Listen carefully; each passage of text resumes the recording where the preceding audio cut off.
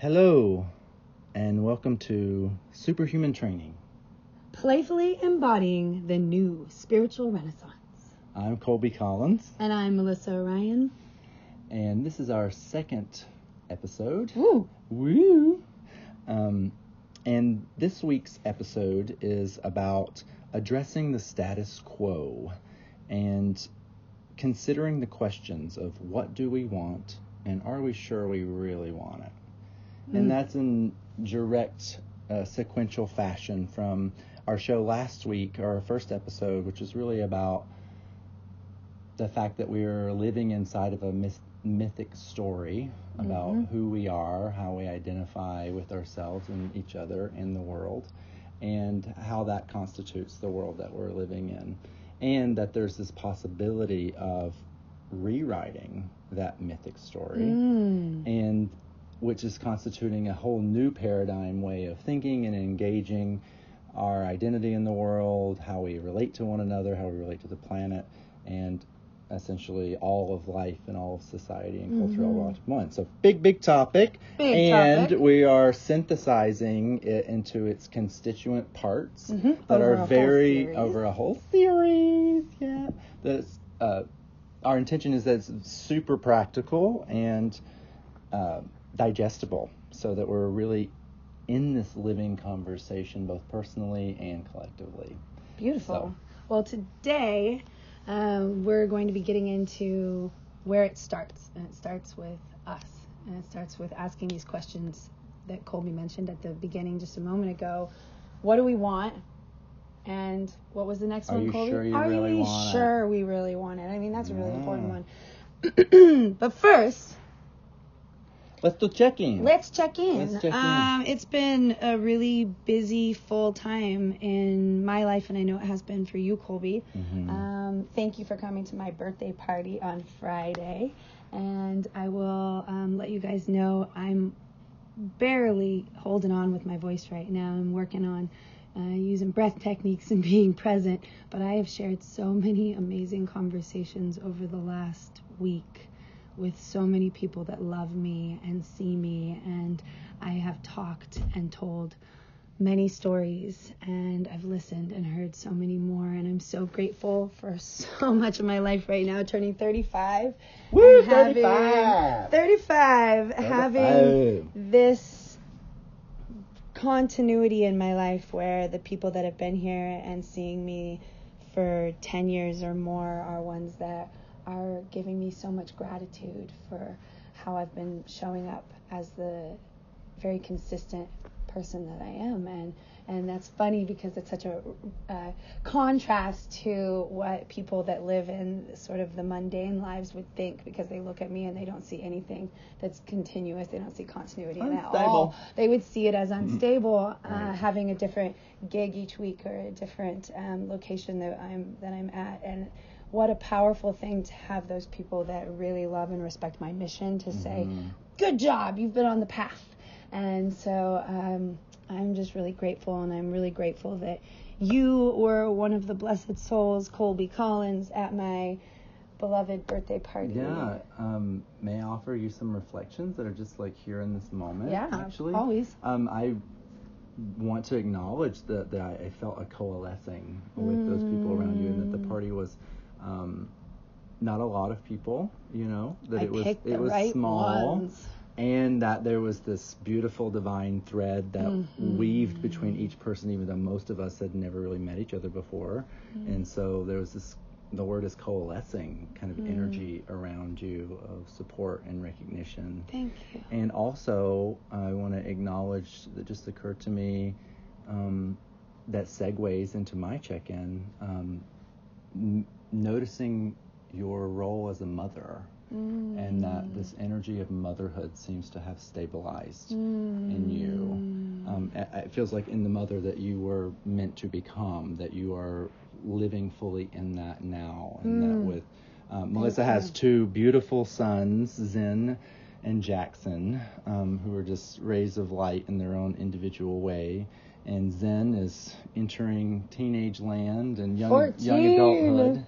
and Jackson is entering Kidland. Yeah, nearly 4. Like fully realized little being. Yeah. And so it's like my acknowledgement was that just I've been noticing. I mean, in the conversation we had about Zen and the time that I got to spend with him in this last week, and just feeling really complete with the initiations and the journey of not really. I mean, this is my projection, but maybe not really knowing what you were doing or where you were going with it or how you were going to be. And I feel like that's becoming a mom at 20 years old. I feel like a lot of mothers, and then it relates to my own mom too. And I was her firstborn, and she was very young also.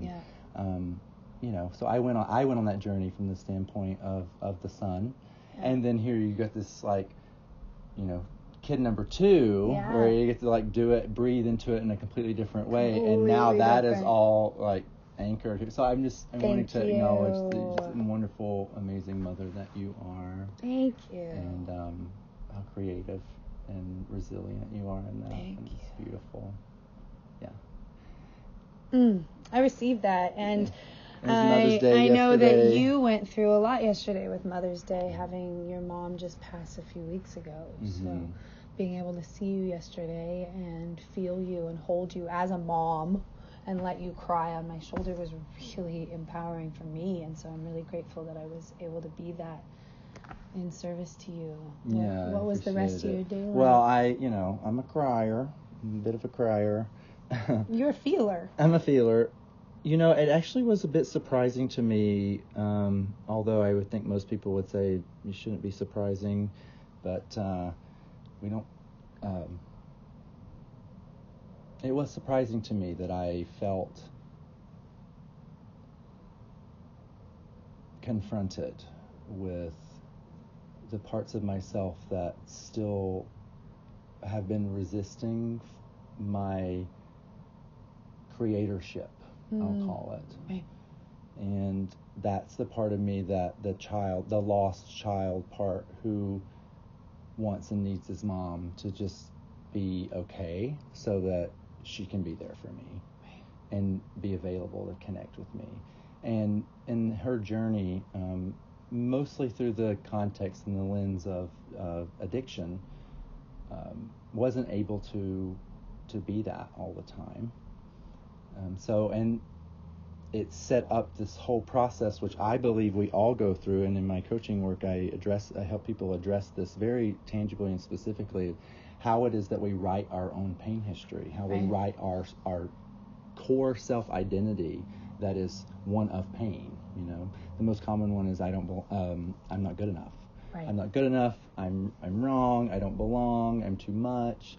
Whatever those core wounds are. And so when my mom passed, I felt immensely liberated in a very powerful way. And of course, I had that experience with her on the astral plane, right as she was passing, which I feel very grateful to have had. And so I went down hard in grief for about 3-4 hours. And so I honored the grief. I deeply felt it, but I also felt it in the context of this greater freedom and release for both of us. And also that the timing of this right now in my life, I didn't think that she was done with this human life, but apparently she was, and how that is a symbol for me of an invitation to step more fully into my creatorship, my own parenthood. Yep. Right? And so being a parent myself with Sarah, but also how are we parenting our own consciousness? Right. How Which are is we, really our topic and that today. is what our topic is really about. And our status quo is overvaluing a pain-based reality and a pain-based identity. And the whole reason why we take it on to begin with is because of the love of our parents and our imperative to maximize our connection with them. To get love. To get the love back, to get the connection, and us. really the way that it translates into this third dimensional reality is physical resources. Yeah. That's the way that the love manifests. Home, food, clothing, physical toys. affection, toys. All the things. Yeah, exactly. And that it triggers our self-preservation mechanism that's hardwired into our physiology, which thank God that it is, right? And very necessary. It's our imperative to survive, right? To avoid death. Yep. And so this is why we are so primarily invested in a pain-based identity, because that, for most parents, and I'm not saying it's all parents, and truly in this new paradigm, new mythic story that we're writing, the majority of parents will be parenting their children from a core truth model. From a very different that direction. Is a future episode. Yeah, we will get there. We will get there. We will get there. And so this is really about the foundations. And so why I felt so liberated around my mom dying in such a fast time is that I felt this immense calling into myself that I've always felt, and yet there was a part of me that was still clinging to the patterns that I originally took on from her, but then of course made my own. And patterns of limitation, patterns of addiction, patterns of non-participating, anger. They fed your all story. The things, right? And they fed the resonance field, the vibratory field that would allow me to still connect with her, even though in the last few years our connection had been kind of in and out. So until yesterday, the Mother's Day, I mean, I really had felt very content and free around it. I even had a few conversations with her on the astral plane, I'll call it, and I felt even way more connected to her now than when she was in her body. But yesterday was something very specific, and as I was mentioning to you outside, it was about a recognition of a sadness that it wasn't meant for her to humanly experience in this lifetime the fruits of her gift, the true value of her gifts, and that kind of constitutes my own worst nightmare myself. Yeah. Right. And then seeing like, oh, okay, like now's the time. Yeah. And that she, and then feeling into how I'm creating the true value and meaning and contribution from these gifts, and that my humility and responsibility is that I really haven't until now. I've allowed myself to stay, you say that, but I've witnessed you share so much. You've helped so many people. Yeah, you feel like you haven't given your fullness, and I mean, I feel the same way, and that's why this year is really, for both of us, about pushing past those limitations and those glass ceilings. It is, and it's also about really, looking very keenly at the status quo, and that's what we're really talking about here. And that there's a context of doing this as a practice personally, and then when you've got your own person aligned, then you can talk about how it is that you can engage or disengage the status quo collectively. And then, then this phrase that actually one of my dearest friends, Ali Shanti, coined, that I heard many years ago, and it somehow just sat right into me and anchored in, but it's discovering what is yours to do. Discovering what is yours to do. And so when we are thriving, when we are living our fullest potential, when we are showing up for our gifts, when we are this is what being a superhuman is, knowing what your gifts are, knowing what how to be a channel of infinite resources and creativity, and then actually showing up as that consistently, and discovering what is yours to do. And we're not all here to do the same things. Absolutely not. But everything that was what's mine to do, what's yours to do, like they fit together in this grand mosaic. Yes. And so whether we see it or not. Right. They already do. And you can like really feel that. Yeah. And so this inventory that I did yesterday was really taking a good hard look at, there's where my resistance is still in play. There's the consequence of my fear. There's there it all is. There's the reflection of my self-hatred or whatever it is. And the beautiful invitation has been not to cast judgment or inflated value on all those reflections, to just take them like, oh, time to refine. Right. Oh, now's the time. Right. Mom died. Suddenly gone, like here it is, boom, here it is, you know, and I'm so grateful for that. And to be acknowledging this living practice. And so in my self-awareness work, what I call it, it's a living practice of being our truth. Yep, and it's in that practice, my friend told me a long time ago, he said, practice doesn't make perfect unless you're practicing it perfect. Practice makes permanent. Yes. So it's the way you show up and you do it. The way you embody yourself today becomes the way you show up tomorrow. It's sequential, right? So the more you can show up as a reflection of what you want to be, and the more you can see that as a possibility, then the more real it becomes as your fallback, as your rhythms, as your brain chemistry. This is none of this is our stuff that we're saying. Consistent daily practice is the number one staple of every single one of them. Religion, spiritual practice. They all have said that. Every master's ever come through daily spiritual practice. In the context that I know most recently is from Kundalini Yoga. Yep. And, Kundalini Yoga is a brilliant practice to do this, but they have the morning sadhana. Yes. And they utilize chanting, sound vibrations, and then also breath, body movements, but also imagery, mental and emotional imagery. And what's that's actually doing? It is calling forth the resonance, the vibration of that which we are, of that which we are investing in consciously, that which we are valuing appropriately, and then that is creating our reality. So I think that the logical question here, if this is very, very, very ancient technology, like life's pretty easy to rock at, then why aren't we all rocking at it, right? Why aren't we all doing some version of a sadhana? And the truth is, to write your own adventure game is the key of now, is that everyone wants their own thing. And you can have that. You can do that. But you have to pay attention to what you truly want. But this is the thing that we are addressing, is that almost everyone is going to say, I want to be happy. I want to have more money. I want to have more love. I want to have more opportunity. Yes. Oh, yes, I want to change the world. And then the very next thing is, but I can't because of this and this and this. We addressed but last week. Exactly. And we're going to give some other tools this week that we've been using in our reality for re-languaging ourselves. But I think that the wraparound for all of this is, what do we really want? And in ourselves, how do we know if that's a yes, if that's who we really are? And can we have the courage to admit it? And so what I felt really called to share, and I know that at the end of the episode this week, you're going to take us on a radical journey. And I am really looking forward to that in myself.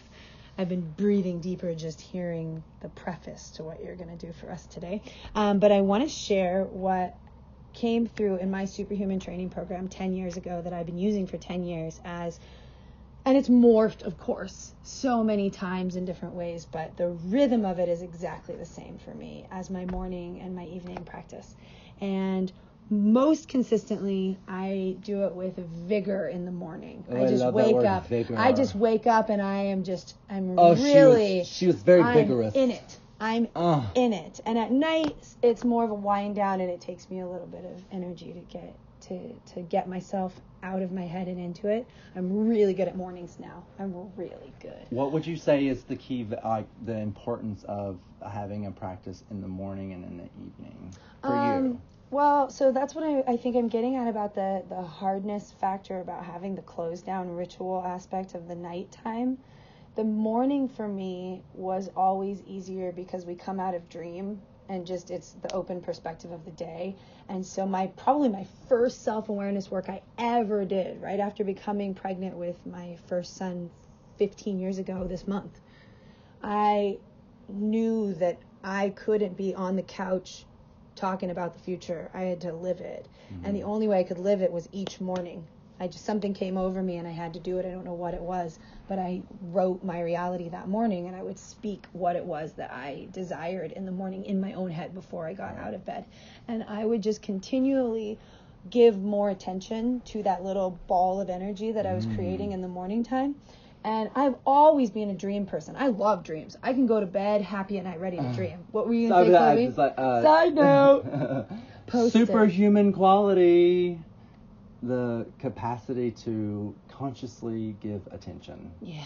Right, and that's what That's it. so many of us we're just giving our attention to all. We're in habits. We're giving our We're attention. paying We're paying attention to all the things that we actually don't want. And that's where we're not aware that we are giving our attention and focus to things that we don't actually want, and that this daily practice is essentially the model, and it literally is paying the attention to the things that you really do want. Yeah. Right. And so you get to write your own daily practice. You get to write your own ritual. And remember that what we were talking about last week and what you and I talk about all the time is that we are the writers, the directors, and especially the editors and the casting directors of our reality show.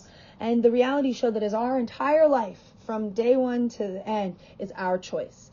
And so the more that we can see ourselves as a star of something we would want to watch, that somebody that is a beautiful embodiment of the creative archetype that we see as something we want to be. If we see ourselves as that. What constitutes that for you? So for me, how do you know when you're aligned with that? Well, to me, I started when I was really young, fortunately, finding in my body what felt vibrationally like a yes, energetically. What does a vibrational in my body? Yes in my body. Like in your well, body? Now I've refined it, Yeah. so I played with it, and forever it was more superhuman master. Well, you could say that, but I wouldn't, because I don't believe that I am anything but everything.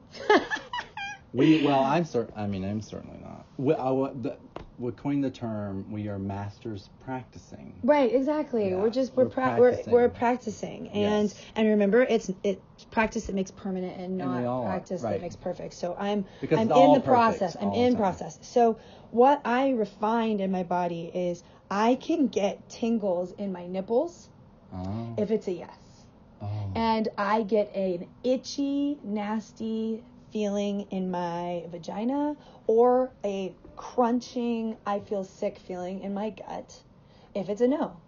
And I decided a while ago, maybe 7 to 10 years ago, that I preferred the vibrational feeling of the yes more than the other one. So I started asking for show me the yes versus show me the no. Yeah, so I can actually walk into a store now, especially a used clothing store, and I walk through the place, and my hand is just running along the racks, and I can feel in my body when I'm close to something, and then when I touch it, I can touch the fabric of it, and my body will tell me if it's a yes before I even put it on. I can feel it. This is another superhuman quality. But it's a quality that we are all innately born with, Indeed. but we're not reminded how to use. Exactly. And so if I would have been a young child around people, I was around really awesome people that let me be creative, and they let me tell stories and play and be totally spontaneous, but I wasn't around people that would let me cultivate these other powers or remind me that they existed. And so this is one that I had to refine, and becoming pregnant at 20 years old, and what I talked about earlier and what you so beautifully gave me props for, and thank you, Colby, for recognizing that I am shifted in my motherhood now, because I'm shifted in the way I view the world, and I have altered, ALTAR, my perceptions, and I've decided each day that I am the writer of my story, and that I have changed my languaging enough so that I can be in harmony with what I want with the words that I speak. And it has really been a self-refining process to say that I don't have people in my reality I can't speak my highest self to anymore. I just don't. And it's really awesome to look at it the other day at my birthday party, that the people that were there are people I can be 100% myself with. And I'm not too big. And my stories that we were talking about earlier about the tools, they're not too much. So wrapping back around to my morning practice, and then we'll get into some simple tools of how you can find your own. And I just want to, because you've said so many amazing golden nuggets, please. I'm just wanting to park the nuggets. Thank you. Park the nuggets. We're putting the nuggets in a treasure chest, and by the end of our series, everyone will be aware of this massive treasure chest. In their heart, your treasure chest, and your own open heart. We're all inspired. Were these gifts, and I love the point that you made, that essentially most of these superhuman qualities that we're going to be talking about are innate in everyone. You know, that we have this brain power, we have this capacity, and most of us are not aware of it because the use of these gifts are not valued in our current status quo society. Right.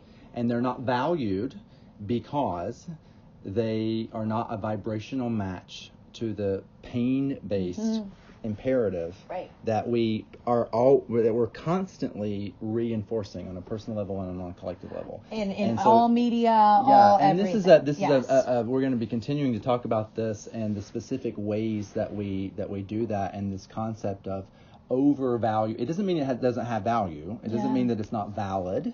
Pain is valid. Pain is reality. It's simply that we're overvaluing it. We're misappropriating our value. Right. We're identifying with it as if that's who we are, instead of that this is an experience that is necessary in order to have all this other experience. And so the capacity that you were talking about to feel energy in your body, and I love that you said that because it came up with my coaching client today when I was leading him through the meditation and asking him what do you notice, and the first thing that he said for every checkpoint was a physical sensation.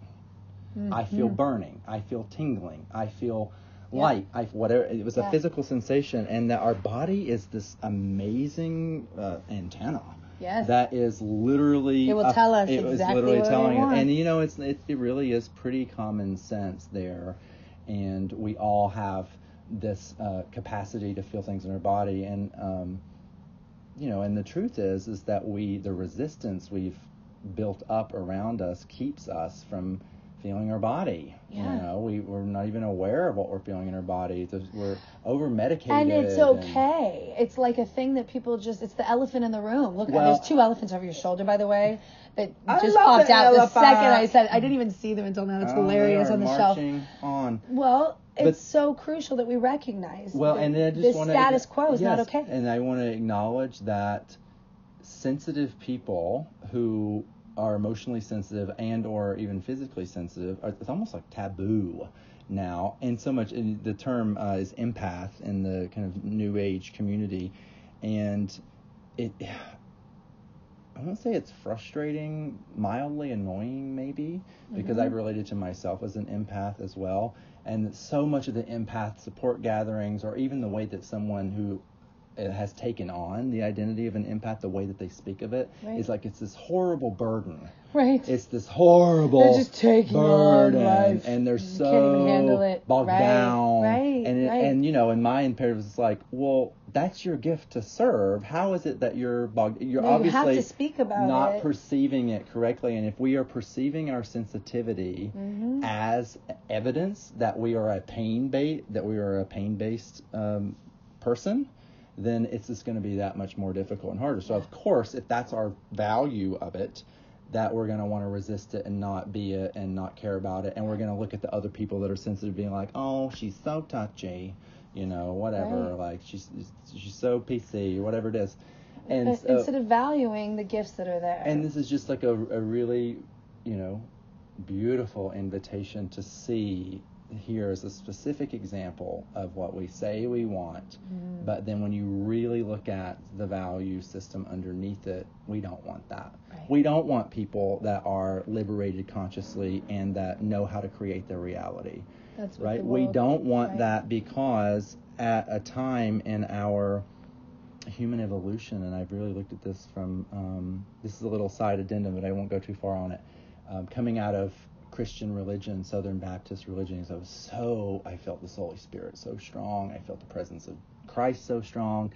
I felt very, very connected. But then everything that they were teaching me about what I was already connected to felt in my body. I would go into church and I would feel the light of the angels. I would feel this effervescence, like champagne bubbles in my body. Right. And then by the end of the service, I felt like crunched, and like I was in a cage, and my heart was all very physical cues. Right. That energetically there was a misalignment. And so, of course, eventually as I grew, I asked about that, and the angel said that, well, when we were coming out of the time of the Dark Ages, which was essentially chaos, it's like, you can do whatever you want, right? And if everybody was just doing whatever they want, I want that, I take it. Right. And so pillage, and that the people that came into power knew, all right, we need to bring some order here. And we're going to use the method of control. We're going to make sure all these people believe this about themselves. They can't connect to God without going through an intermediary. The intermediary, all that control. But, we needed that at that time.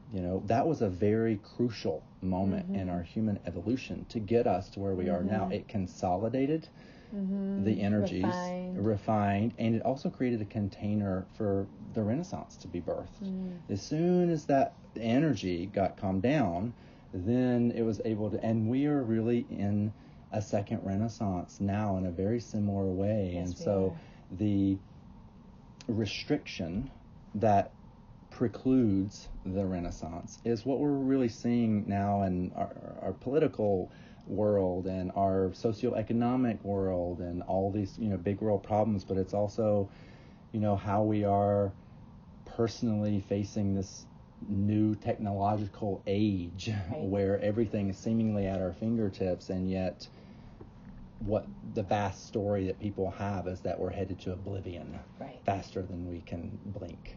Right. And the truth is that that's happening in your body. Every day you are investing in status quo or in being creative. And that this is, I think, an important piece because I'm wrapping it around to like, why wouldn't I want to do, why haven't I, the times that I've not done my practice, why haven't I done it? Well, it's because I couldn't not reach for the phone to see what was on Facebook or who messaged me or what was on my agenda for the day. Well, that brings us to the addictions of and so it's like escape just patterns. this habit of undervaluing my creative potential and power. And it's not useful to look at our past and say, that was wrong, that's bad, I need to battle against it, I'm not going to be imprisoned. And more, we look back with appreciation. Oh, thank goodness that happened to get us to here. And we're not in chaos anymore. We don't need that. What we need is everyone to bring their creative genius to the table so that we can find solutions to very real big problems.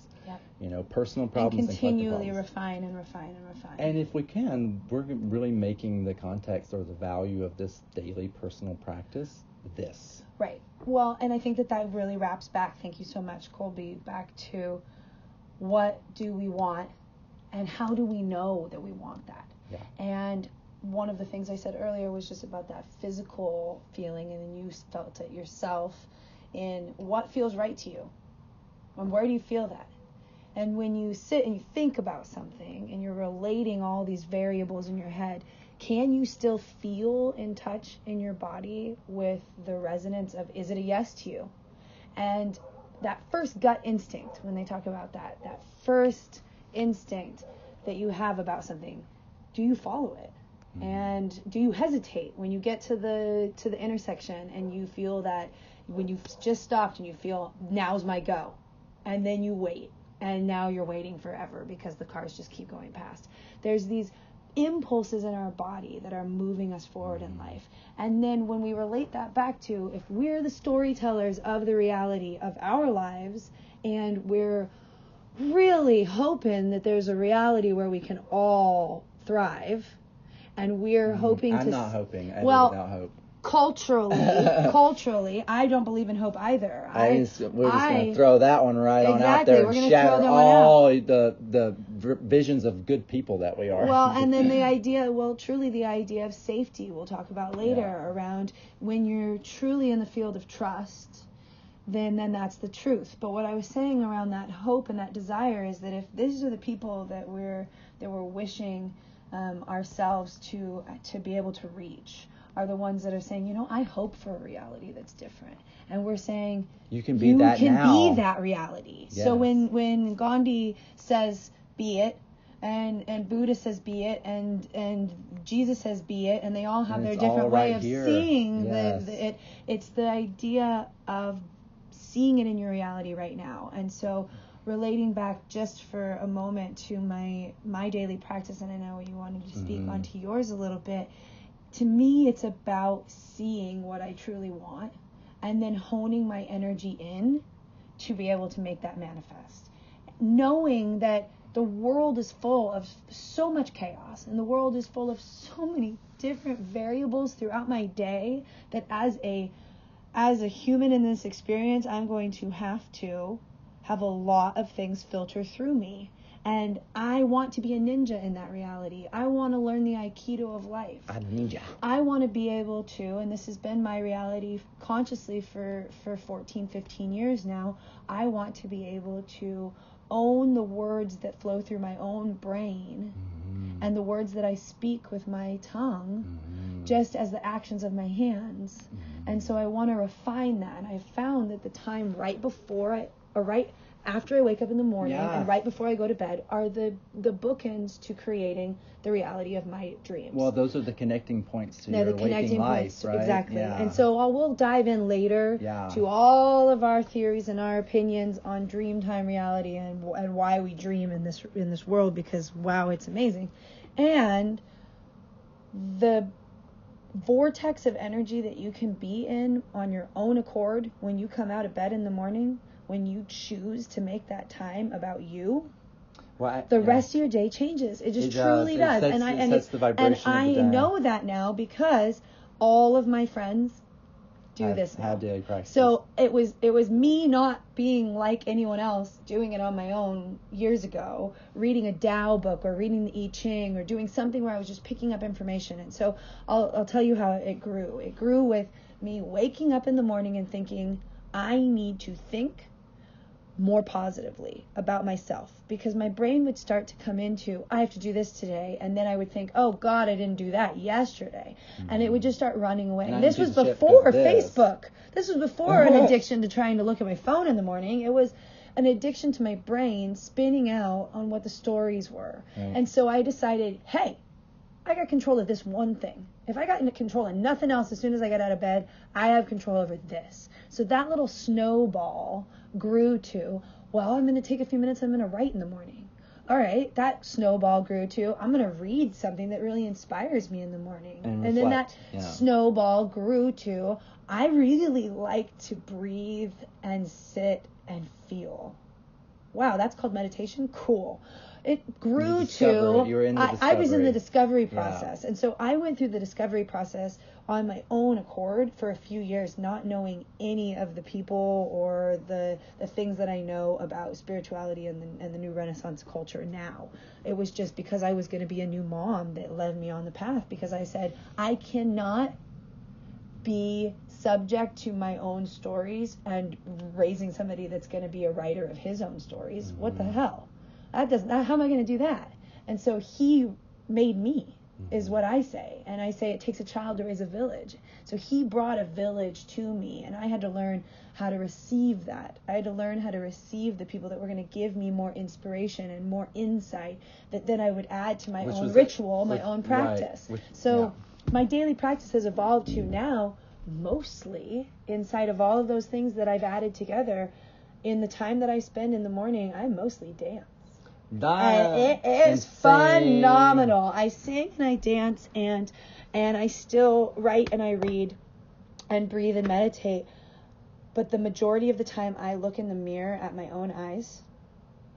And that's a practice that I will get into explaining later on our journey with this. Yeah, that's an old practice. That is a practice that I believe is probably one of the most crucial things that anyone on the planet could ever do, is just absolutely you just see it all right there. Stare at yourself in the eyes. And the time after I started doing this on the ritual in the morning, I had to go back to it if I started to get in my fucking head being all or angry or frustrated with freaking appliances or the computer or whatever it was, whatever would bend me out of my own balance, I had to go and look in the mirror. And I did this for probably 2 or 3 years. And every single time I would go and look in the mirrors, it would dispel it. I couldn't hold that furrowed face. I couldn't hold the anger. It would clear me. Hey, Melissa, you know what? Yeah, babes. My nipples are tingling. My nipples are tingling. Yes, right now in your nipples. Listening to you. Oh. See, I think that's going to be the new goosebumps. People are going to be like, oh my God, my nipples are tingling. Like even old ladies, right? My nipples have been tingling the entire time. Off the chart. So I'm going to wrap it back around to the full extent of my practice in the morning is really around listening to what it is that I want. And I cannot lie to my own eyes. And I cannot lie to my own body. I cannot lie to my own eyes. I can't. My own body. And so when I'm fronting that woman in the mirror, when I'm looking at that woman in the mirror and I'm holding her accountable and I'm holding her present, then she makes me laugh. And I'm given a gift by my own reflection. And the joy. Because the joy that comes through when I recognize the hilarity of that mask I was trying to put on. And I recognize the tiny little millisecond that I was blipped out into this bogus storyline where I was angry that the computer wasn't starting up in time, or I lost a document. That is the key of knowing of when your practice is aligned and when your practice is most authentically you is joy. That's it. That's it. So I think everyone should carry a mirror with them. I'm just thinking of this now. I'm like, damn, I was doing that for 2 years. Oh, they're all over the place. But I didn't actually carry a mirror with me. Maybe it would have taken me like 6 months if I would have been so diligent that if I'm on the road and I have road rage starting in my heart where I don't have that anymore, but like I did at times. Honey. There's the reality where we are present with what is here, and there's the reality where we're not, and that's really it. That's really it. There's no more duality than that. And that's really one of my favorite coaching questions is, and what else is here? Yeah. Right? And that's really our invitation with this entire show is to acknowledge what seems to be here. Yes, it's here, but what else is here? Right. And when we come into the awareness of everything that's here, then the question becomes, well, how much value do I give what? How much value am I already giving this? That is, once I become aware of this other thing that's here that also has value, I'm like, I've been valuing this way too much. Way too much, inappropriately, inauthentically. Right. So, and that's the whole superhuman, that is what it is on the very bare bones, basic initiation into being a superhuman is to be a conscious payer of attention. Right. To be a conscious displayer of appropriate value, and that awareness of what I call essential value versus intermediary value, right? That when you feel or discover the essential value to something, it feels, I'm kind of steering away from these polarized words, but it feels joyful. It feels aligned. It feels like my nipples are tingling. Right. It feels like a yes in my body. Resonant. It feels peaceful. It feels relaxed. It feels resonant. And these are these key words. Do you open? That we're or are you contrasting? And what I love most about listening to your daily practice was that it was, the way you described it was very authentically you. And I feel like this is a really key thing to acknowledge about our daily practices, because and the way that we wrap around in the way that we're viewing our past, the way that we are viewing the status quo. There's so many practices that exist out there. I mean, every spiritual teacher that ever exists has had their own version of the practice that they've given their students to do to a T. And that was actually one of my issues. I was recently in a training to be a Kundalini yoga teacher because Kundalini yoga has been such a big game changer in my path. For you. It's and such a powerful medicine. The context of becoming a teacher, I realized halfway through, didn't resonate with me, and it was because it's too restrictive. And I bless them and honor them for them keeping the integrity of their practices alive, and that's very valid. And this was the key thing. It's like so many people come at the practice, and it's kind of like there's a little bit that you sprinkled in that what you were saying is to be more positive. And there's a little bit of a minefield there. There's a little bit of a caution there, because if you are motivated to do the practice in order to be better, in order to get rid of all this shit you don't want, that you actually don't know that you do want, in order to combat the status quo, in order to show your defense, any of those reasons, it's still riddled with pain. And in the end, it's not going to be a very effective practice. And so our practices, while they can be inspired by all of these other practices that we feel really resonant with, we're going to want to make them our own. It's got to come from inside. We're going to make them our own. Yeah. We're going to let it move, and we're going to let your practice evolve, and that this is you giving yourself the time and space to be most authentically you when it's just you. When it's just you in the mirror. Yeah. Right? It's just the simplicity of you in the mirror. And I had this whole funny thing going off in my head when you were talking about the mirror thing too, because that was a practice we did in the metaphysical training school that I went to.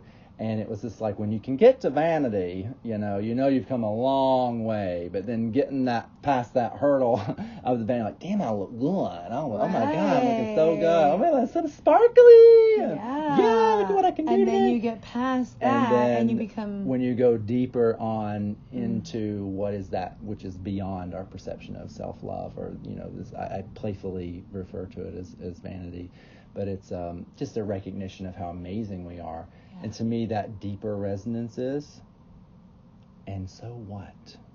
What are you going to do with your genius, with your amazing? Yeah. And you're not doing it to combat something else. You're not doing it to make someone else wrong. You're doing it because it is yours to do, and because it feels so good, and because it is the most fulfilling and joyful way that we could be. And that really, I don't think there's anyone that would say that they don't want that. And so the invitation is, with our practice, is to look at your resistance. If all you guys listening could, whether you already have a practice, if you do already have a practice, my invitation would be to reevaluate it and your motivations behind it, and what it gives you. And if you don't have a spiritual practice, the invitation would be to consider it, and to consider what it may look like, and then notice the resistance that comes up.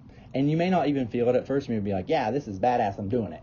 And then you may get into like day 4 and be like, oh, I forgot to do my practice today. Why? Right? And sometimes it comes up like that. Or, oh my God, I forgot to do it one day, and now it's been 2 weeks and I haven't done it. Well, and then reevaluate the practice, because maybe you didn't want to do the practice because it wasn't actually fun and real for you. And if it's a practice to connect with yourself, then it is going to be fun, because it's yourself. And the whole purpose is to be aware of what it is that is you. And if you are spirit itself, and it's flowing through, and the connectivity point between you and spirit is just that moment that you're aware. Yeah, but that's what I'm saying. There's a whole lot of stuff that is in between that awareness and where we think we are, and that's even true for me, and I consider myself a very self-aware person, and inevitably the beginning of the practice is going to be about sitting with some uncomfortable stuff. Yeah. Sitting with resistance. Sitting with, I don't want to brush my teeth, Mom. I don't want to brush my teeth. Right. No. Right. I don't know. I don't want to eat my broccoli. Right? There's that. There's that thing that's there. And the beauty of that, and this is the invitation really, is to come at the resistance with this already aware knowledge that resistance is showing you, demonstrating to you where your value is. Right. And that's very, very, very important information to know, because I need to know what I'm invested in. Because most of us are just running in our habits and we don't even know what we're invested in. Right. Why am I resisting this so hard? Well, I'm resisting it so hard because I've got a lot of pain attached to my perspective of whatever this is. Being free, being creative, having the life that I want. Most of us are terrified of being responsible for all that we're actually capable of doing. And it's because we've become so accustomed to just being prisoners, And being a prisoner, actually, in some ways, is a lot safer and a lot easier than being responsible for creating your own reality, and so that warrants acknowledgement, and it warrants it's so not easy. A lot of it can be easy. It's really about the degree of focus. All right, it's like, if this seems really hard, if I have a lot of resistance, it's just demanding more focus so that I can see it clearly and I can see how I've not been seeing it clearly, or I've been misappropriating my value for it. And that is the very first essential step of any practice, is that the reclaiming. And it's literally what you're doing by looking yourself in the mirror, by creating this, 10 minutes to up to an hour, up to 2 hours, depending on what your life is. This is my space, my time and my space to be with me, to see how I am already creating my reality, and how and why. And it ain't going to be pretty, most likely, at first. It ain't going to be pretty. But you know what? That's all a beautiful part of it, because you get to see that I've been making this not pretty, because why? Right. And that is the key to our freedom with everything. Well, I think really the core to that for me, that really solidified in me this snowballing effect, was gratitude practice, and being grateful for what is, and grateful for what I have. And so whether it was just being able to find the texture of the blanket at that moment was the thing I was grateful for, waking up or going to bed, and finding as many things that I could spin on that were more general and grateful. And then it started building that I was the center of that. I am the one who feels the gratitude. So I started feeling grateful for me for feeling it. So that little twist that I think can really help ground us into what you're going to take us through now as our closing. Absolutely. And what you just said is a perfect example of the process of reappropriating value. And all I mean by reappropriating value is investing in a new perspective.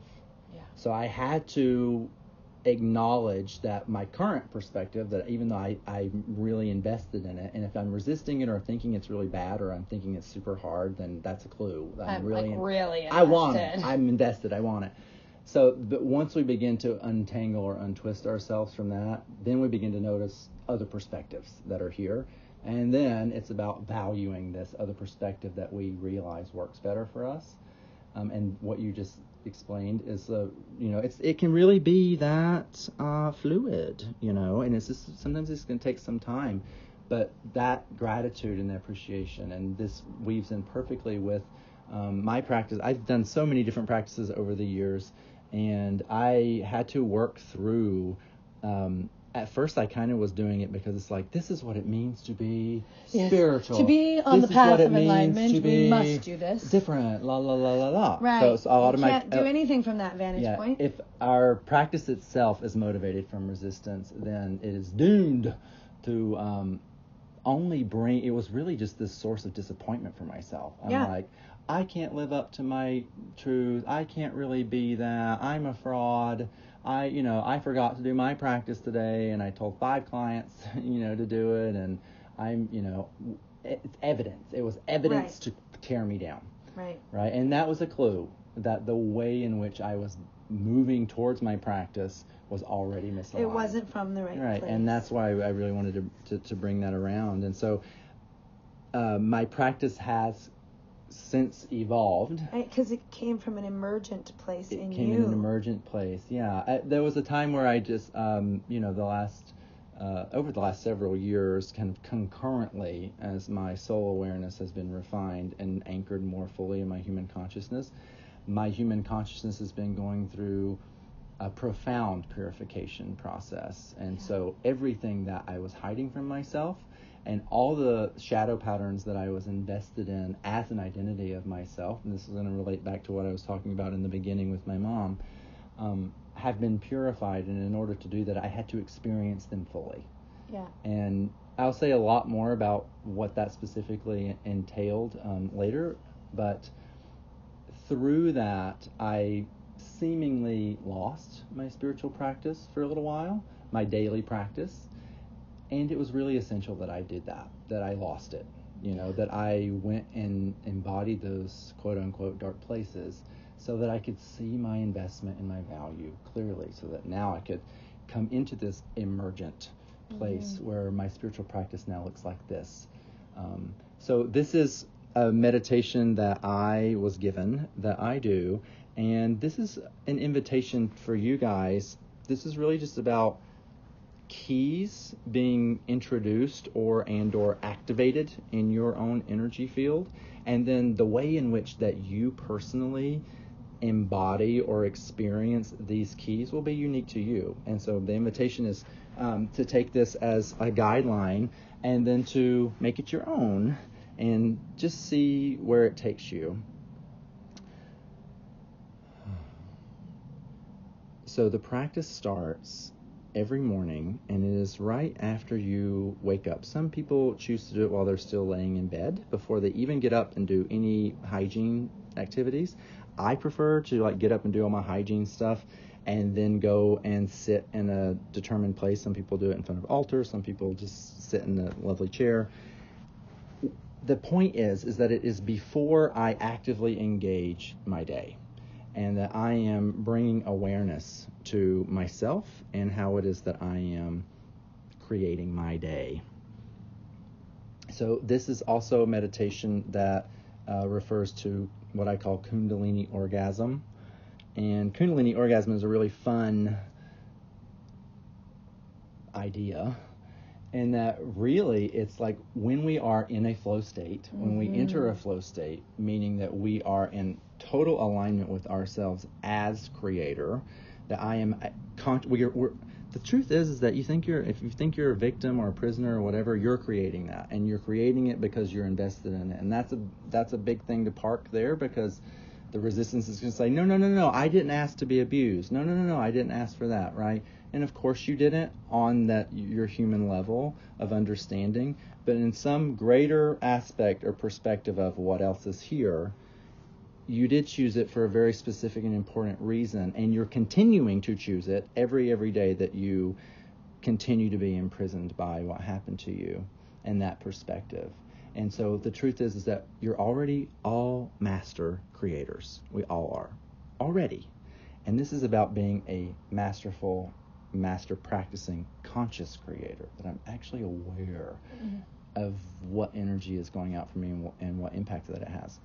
So Kundalini orgasm, it feels really similar. I mean, I love that we were talking about our genitals and our nipples and all that, because the way we relate to our sexuality is a perfect symbol for we have so much shame, and the church wanted to shame our sexuality because that literally was the symbol of our creative power, both the procreation, but also the doorway into the mysteries. In the ancient mystery school teachings, they had sacred sexual rites because the sexual energy was activated to transform and transcend and connect us to the truth of who we really are. And so we're taking this idea of orgasm, and Kundalini just literally means life force power, life force creative power, Shakti, and we are getting into alignment with it and then consciously focusing it in order to be a vehicle of our reappropriating value.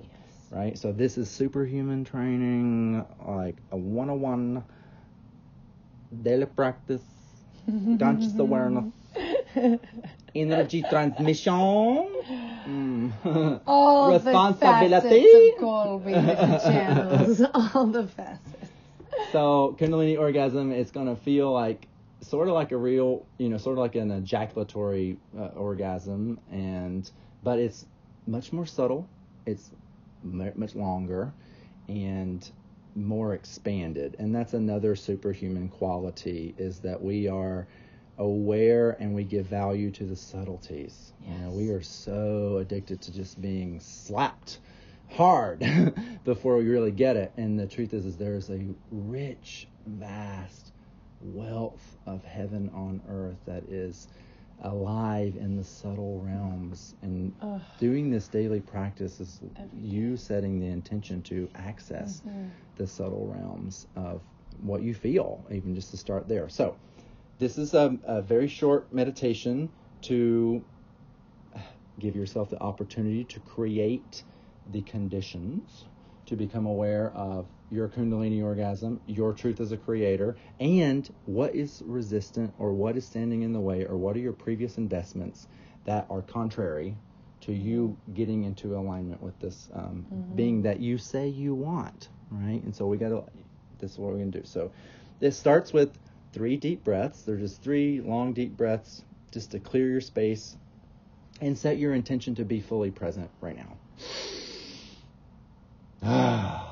I like to be really dramatic with my first 3 breaths sometimes because it just like gives me like a break, like a page break.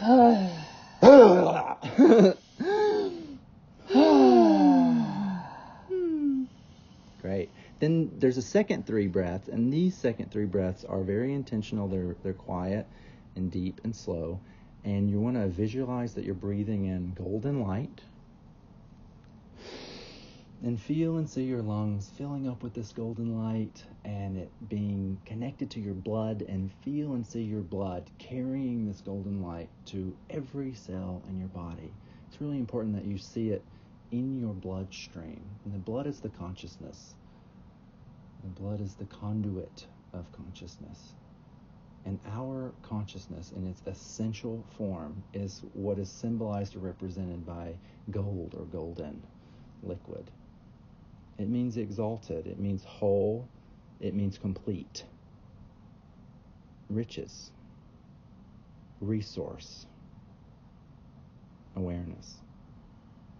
And that energy is moving to every single molecule and aspect of this physical 3D embodiment that we identify with right now. So as you're breathing this golden light in, when you exhale, you want it to be a very intentional, long exhale, even where you're going to hold the breath out at the end of the exhale. And you're witnessing that this golden light energy is collecting all of the debris, all of the resistance, all of the aspects of yourself that are still invested in saying no to truth and asserting that separation or the pain is what's really real, and that truth cannot be real.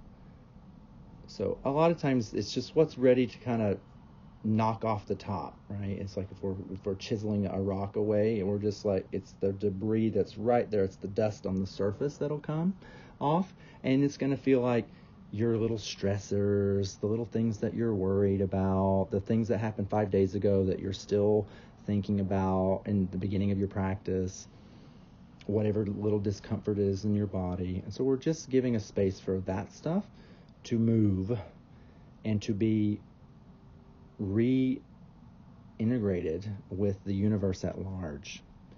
And the sense here is that I'm releasing in order to fertilize this great fertile universe that is making itself available to me to create. And so we're literally throwing out the old rotten vegetables so that we can go back to the ground and fertilize our new, vibrant, succulent vegetables. 3 breaths, golden light. And on the next breath, we want to feel and see that golden light congregating into 3 spheres of energy. 1 sphere above our head, another sphere inside of our chest cavity in our heart, and the 3rd sphere down below our feet, so literally in the ground beneath where we walk. And just breathe, take a couple breaths and just breathe into the awareness of these energetic golden spheres in your energy field. These spheres represent the 3 perspectives or the 3 aspects of being on an essential level. The sphere above our head is the observer, the witness, the one who is watching. And I commonly refer to that as our soul. Right? It is that truth of us that is beyond time or space, that is beyond anything that could possibly happen to us or have happened or will happen. It is the truth of our beingness, and it is that divine spark. It is the consciousness of God, or whatever that may mean to you. And then the sphere in our heart represents our unique individuation and independent realization of that divine spark that is the soul inside of a human perspective. It's inside of a perspective that's engaging separation, and it's engaging 3D reality. And I affectionately call this the one who values. Another way to say it is the one who cares. So caring is value. We only talk about what we care about. We value what we care about. The one who cares, the heart. And the sphere below our feet is the emotional one. It's that human one. It's the child one. It's the lost one. It's the one that's just feeling all the feelings. The emotional one. The one having an emotional experience. Most of us are very much overly identified with this aspect of being here. That we think that we are our emotions, our emotional experience, when in fact they are transient waves on a vast ocean, and we experience them with an intensity level according to our value, according to how much we care about any given emotion. Feeling these three spheres activates in your conscious awareness this trinity of vibration and this trinity of awareness that makes us up here in this form. And they also constitute the keys to continual liberation and access to creatorship. So first we're going to breathe in. Now that our three spheres are set, we're going to breathe into the sphere in our heart, and we're just going to notice what's here. I'm centering in my heart space, as another way it could be said. What does it mean to center in my heart space? It means that I am making myself available to my power and capacity to assign value, to pay attention. Who am I? What's here? What do I care about? What I really care about, but I'm too afraid to be responsible for that.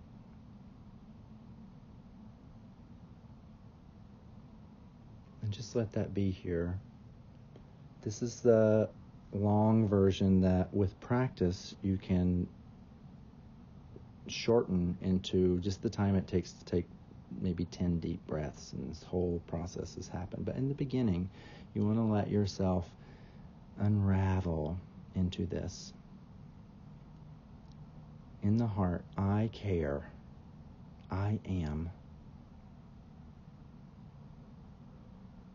And let's send a bolt of light from our heart down to that sphere beneath our feet and encounter the emotional one, the one who is having feelings. What do you feel? What's here? This is a process of taking inventory of what's actually going on just beneath the surface of all of your actions that you're going to do today, or all your actions that you did yesterday. What's here? Are you sad? Are you angry, frustrated, resentful, afraid? Are you anticipating something? Are you excited? Your feelings and the intensity of them are going to be very clear indicators about where your investments lie. And this is an important step of claiming your energy and claiming where it's currently being invested. And the only way to do that is to simply let yourself feel it. Whatever you've been afraid to feel, whatever you've been afraid to acknowledge, do it now. Welcome it. Welcome it into your space, and welcome it into, this is what I'm standing on.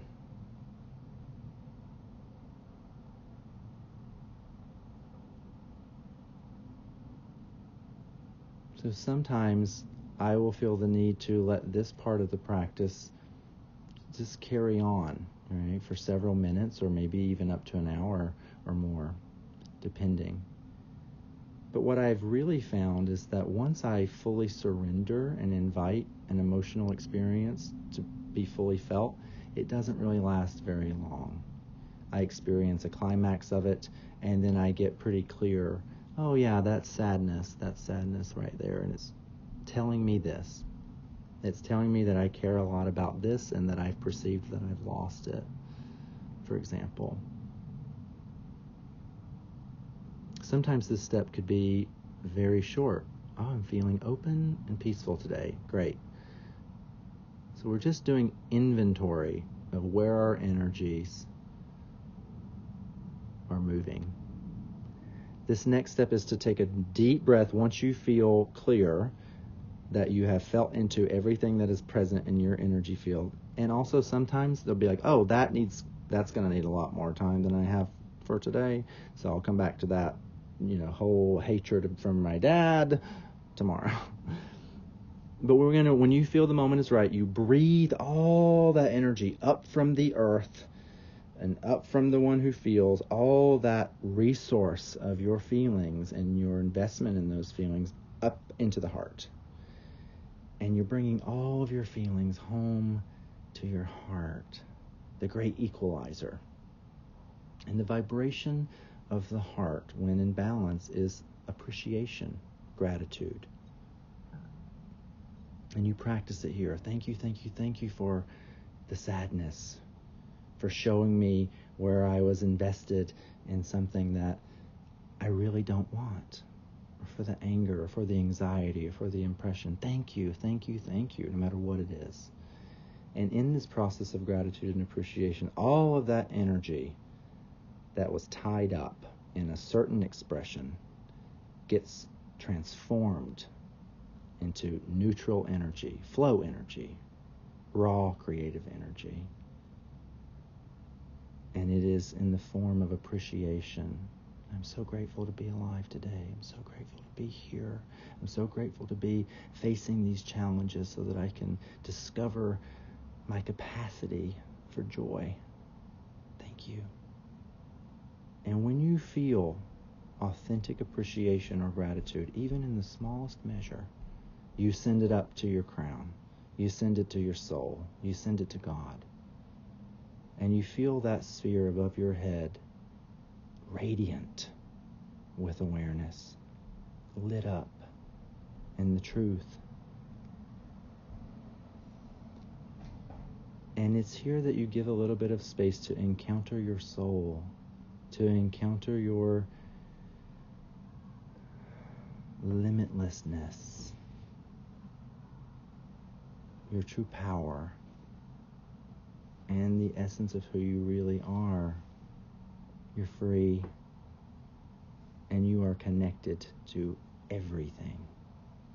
This is the place of inspiration where your soul, or God, or spirit, or your higher self, or whatever you want to call it, that points to that which is most true, informs you, speaks to you. And in later episodes, we'll go into more depth about the language of spirit and how to notice and decipher exactly how your soul is speaking to you. But the way you're going to really know that you're aligned with your soul is if it feels peaceful and joyful. Peaceful and joyful. That's it. When that peace and joy is activated, it is going to come right back down to the heart, informing the heart, oh yeah, I'm peace and joy. Oh yeah, I can do all these amazing things. That goes down and informs the emotional one, which feels like, as Melissa said earlier, it's going to want to dance. It's going to want to move that energy. It's going to want to express, emote, and create from that truth and that investment. The energy goes all the way down to your root, and then you breathe and you squeeze your perineum. That's that place between your genitals and your anus, and you literally pull the energy back up your spine, and it goes around the top of your head and down your face and down the front of your body, and it creates a channel of energy in your body. And you want to watch that energy going around, and it is connecting your soul, your heart, and your ground. It is a conscious connection between all of these avenues so that they are in creative alignment and flow. And you can do breath of fire, which is a rapid breath, while you're squeezing and pumping your perineum. So it's not just squeezing it, so you squeeze and let go, squeeze and let go, squeeze. So you're literally pumping the energy faster and faster and faster and faster and faster. And the faster that it goes, the more that it activates your conscious awareness, the more that it gets pushed out into your energy field. and the stronger the statement it makes in what you are creating. And when you feel that, that's what ignites this Kundalini orgasm. It's the shivers, and it's various states of subtle bliss. And sometimes the body will shake as the nervous system comes into alignment or goes through a release process. Sometimes your muscles will shake. And also profound insights occur in this space. And when this occurs for you in your practice, it is the invitation to focus. What do you want? Who are you? What do you want to create? Where do you want to put your energy? And then you know, some days it's different things each day. You let that energy flow in that direction. And that's the moment that I get up. Okay, it's time to start the day. So that's the accessing Kundalini orgasm meditation. And I'm going to be making a different version of that is less explanatory. So that was really the explanatory version, and there'll be a more concise version that leads through it. But that version was really about considering all of the constituent parts and all the representations of what that is. So, woo! Thank you, Kobe. Wow, I definitely was tingly quite a few times, even with all those extra explanations in there. It was really beautiful. Thank you for taking us on that journey.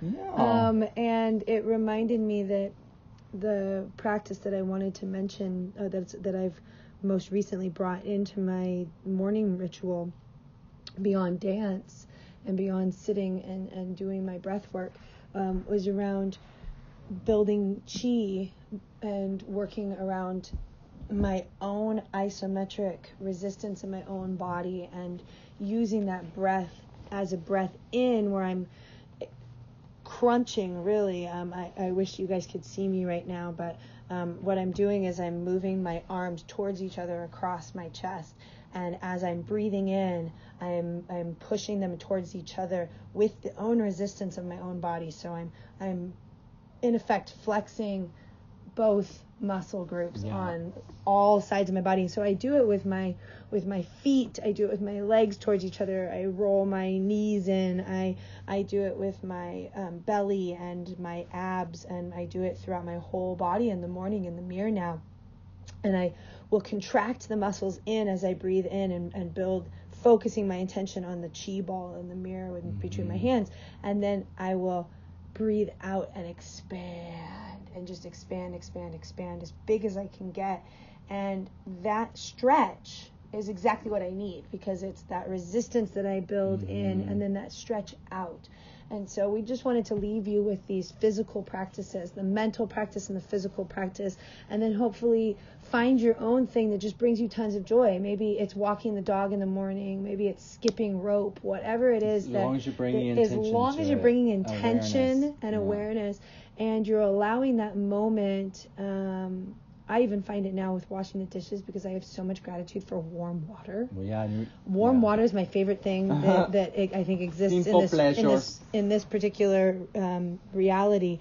But I find that I will have these beautiful moments of self-reflection just in any meditative state, gardening, anything that is bringing you into a habitual, repetitive motion. So we're welcoming you to find your own things that you want to make habits and with, it is that so are going to be healthy and empowering. To bring it into the physical, and the breath work, the tensing the muscles, getting it in your body so that you can wake your body up to know what you're feeling in your body. And look yourself in the mirror, truly look yourself in the mirror, and as many times as you can throughout the day that you start to furrow your brow and clench in on your face, or get that frowny line happening, look at yourself in the mirror. Did you know you have resting bitch face? Yeah, if you truly feel into that, that's manifesting your reality. So I welcome you. Resting clown face. I have resting clown face. It could be anything at any moment, and it's always entertaining. and a little bit scary. I definitely do not have a face of furrowed brows or resting bitch face. So we welcome your feedback, and we're so grateful that you joined us today, and we look forward to... Please follow us on YouTube, and Melissa has an amazing website with her incredible visionary art and some amazing items, home decor items called Alter Life. Fabulous. And that's melissaryan.com. And Colby Collins is a coach and a phenomenal human being that you can resource in many ways. And you can find you where? colbycollins.com. I thought so. Yeah. Fabulous. Well, I want to... We love you so much. Thank you for listening. See you all next week with even brighter open hearts and smiles. We love you. We love you. Bye.